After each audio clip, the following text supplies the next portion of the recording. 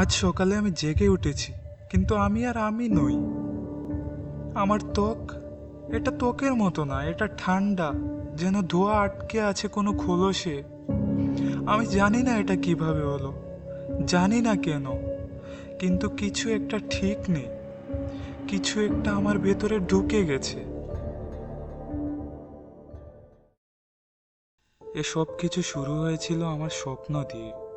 চারিদিকে আগুন, একটা কণ্ঠ, পুরনো খসখসে, যেন মাটির ভেতর থেকে চিৎকার করে আমার নাম ডাকছিল।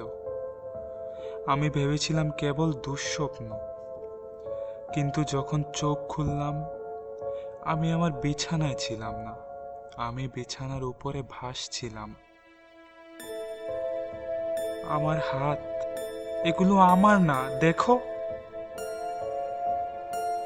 চালাতে পারছি ঠিকই, কিন্তু এগুলো আমার মতো মনে হয় না। বাতাস সেটা পর্যন্ত আমার আশেপাশে ভয়ে কুঁকড়ে যায়। একটা গ্লাস না ছুঁয়ে ফেলে দিলাম, ভেঙে গেল। আমি চাইনি, বিশ্বাস করো, আমি চাইনি। ভাবলাম আমি পাগল হয়ে যাচ্ছি, কিন্তু তারপর আমি ওটা দেখলাম আয়নায়।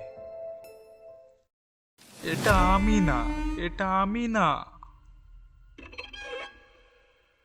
আমার চোখ, ওগুলো জ্বলছে।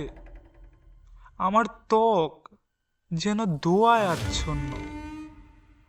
আমার কণ্ঠ, আমি ঠিকই, কিন্তু তার মধ্যে কিছু একটা আছে, কিছু পুরনো, ক্ষুধার্ত। মনে পড়ছে কিছু কিছু, যা আমি কখনো করিনি। এক মরুভূমি, পিতলের হাড়ের এক শহর, চিৎকার, অসংখ্য চিৎকার। ছাইয়ের গন্ধ পাচ্ছি, রক্তের স্বাদ যেন মুখে লেগে আছে। এটা স্মৃতি না, এটা ক্ষুধা। এটা এখন আমার মাথার ভেতরে কথা বলছে। আমি আর মানুষ না, আমি একজন জিন, আগুন আর ছায়ার এক সৃষ্টি। আমি সব সময় এটাই ছিলাম, শুধু ঘুমিয়েছিলাম। কিন্তু আমি এটা চাই না, আমি চাই না এটা। কিন্তু এটা তো আমার চাওয়া না, তাই তো? এটা আমার সত্তা।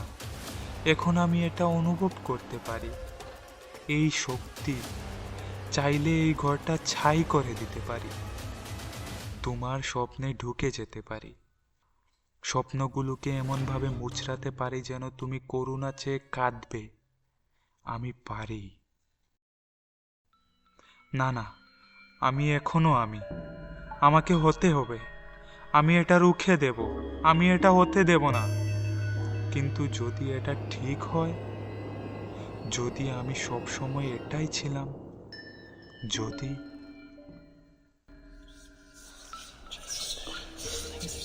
বাইরে ওটা কিসের আওয়াজ হচ্ছে?